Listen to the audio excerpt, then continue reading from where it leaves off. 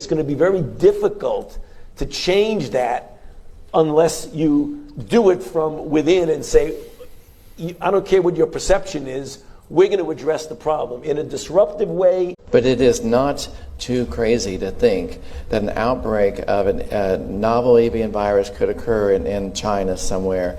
We could get the RNA sequence from that, beam it to a number of regional centers. Happy Sunday, folks, and today I have a very important question to share with you, and I would love loads of comments in reply because we really need to answer this particular philosophical question on how we approach the problems we're facing in the world today. So in short, there was a Twitter thread, it was extraordinary over the past week, where there was a massive bun fight, and I was taking the position that COVID, for instance, was tops down, root cause, driven from the top, and then mass formation, or the tendency of the people to go a bit crazy, right, that was exploited by the people up the top. And another crew were trying to say it's all about mass formation. COVID was just spontaneous, and we all just lost our shit, so to speak. So a huge debate, but for me, the crucial question is, what's the best way to approach this in general to help the people not lose their shit next time? So I wrote a little essay, put it out on Twitter and Facebook, and I'm going to read it for you now, and I would love to get your opinion and am I correct, basically, because the consequences of the decisions we make in how we approach the problems in the world, it's really important which way we go. There's two paths. So I'm going to read now. For me, the addressable root cause / solution is to focus on the perps methodically, do the investigative reporter thing. This approach also has the major benefit of inoculating people against the tendency towards mass formation in the future. Key point, realizing you have been actually scammed on an issue by specific bad actors gives you lifetime immunity from being scammed again in that scenario. Rinse and repeat for other tops-down scams like climate change, etc. Just the way it is. That's the way it works, folks. We know this because any or all who hold my view, just elucidated there, are now utterly contemptuous of any and all BS that they hear. We never trust the perp-owned media, for instance, the bad guys-owned media. We are always exposing the bad actors, and so on. In short, we have true resilience. Now, in contrast, if you focus on the human frailty, a reality, while it's important for people to understand the mass formation phenomenon and how masses fall into kind of madness, and indeed resist that, a focus on that is for me a kind of learned helplessness. Ah, sure, it was just spontaneous. Let's all try and be better next time. Right. Largely blaming ourselves and our frailties when we were just scammed is bad. In fact, it's psychologically toxic. It's truly bad psychology. That's 101 stuff.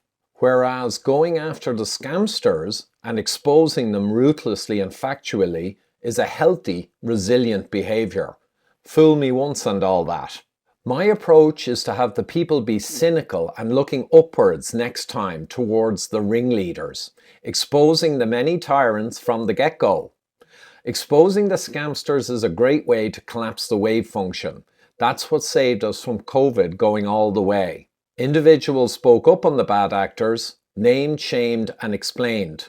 Those brave men and women were vilified, right? They were cancelled and censored to hell and back by the perps institutions up above. But they succeeded in the end. Otherwise, of course, we'd all now be tagged like cattle and sleeve rolling every 6 months or so, right? On demand. You didn't get censored either for whining about mass formation or teachers' unions driving it from within us. Right? Right. You got censored for exposing the scams, mechanisms, and perps. That's what you got censored for. Teaching point right there. So that approach is real resilience. If you expose the perps and bring people's attention to the very corrupt institutions who are ruining their lives and their children's futures. And note, we used to possess this cleverness much more decades ago. A healthy cynicism and distrust of the perps fomenting and indeed gaming those mass formations. We need to get that back, or we'll all indeed be cattle, grunting under the yoke of their technocracy, whining about, guys, us cattle are so prone to mass formation. That's the problem. One other point, there is always an overshoot when people go after exposing the perps. Many people in their anger do get sidetracked into rabbit holes and peripheral nonsense. There's always a risk of paranoia when you get too outraged. So we need to be mindful of this and help refocus these people towards the documented evidence of the real perps. And in closing, I recommend hugely Dr. Jakob Nordengerd's book, Rockefeller Controlling the Game. And I'll put a link down below. Because after reading that with all of its references and based on his PhD, you're pretty much inoculated against any and all future scams from the corrupt institutions and elite above us who generate them all. So I'm going to leave you now with a short video, less than 2 minutes, I shared the other day. I remember it from years ago. And it's Fauci and all the pharma goons back in 2019, October. You know, when they ran Event 201 and all that stuff was going on pre the scam. Well, this video just shows you a tiny slice, a tiny illustration or evidence that this whole madness was tops down. Why don't we blow the system up? I mean, obviously we can't just turn off the spigot on the system we have and then say, hey, everyone in the world should get this new vaccine we haven't given to anyone yet. But there must be some way that we grow vaccines mostly in eggs, the way we did in 1947. In order to make the transition from getting out of the tried and true egg growing, which we know gives us results that can be beneficial. I mean, we've done well with that, to something that has to be much better.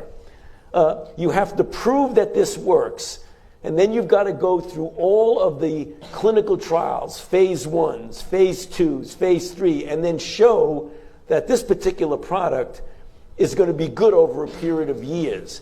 That alone, if it works perfectly, is going to take a decade. There might be a need or even an urgent call for an entity of excitement out there that's completely disruptive, that's not beholden to bureaucratic strings and processes. So we really do have a problem of how the world perceives influenza, and it's going to be very difficult to change that unless you do it from within and say, I don't care what your perception is, we're going to address the problem in a disruptive way and in an iterative way, because you do need both. But it is not too crazy to think that an outbreak of a novel avian virus could occur in China somewhere.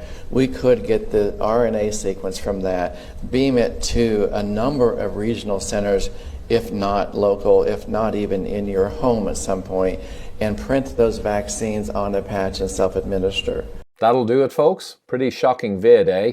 But it's only the tip of the iceberg of the receipts we've gathered. Mailbags of receipts demonstrating beyond any reasonable doubt that COVID was, of course, tops down, fomenting off and sustaining off a mass formation in the people.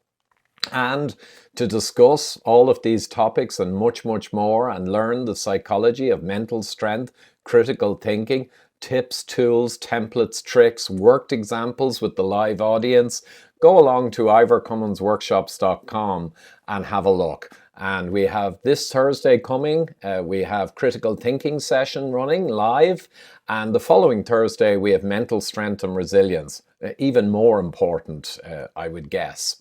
So, great to see you there. Thanks, folks.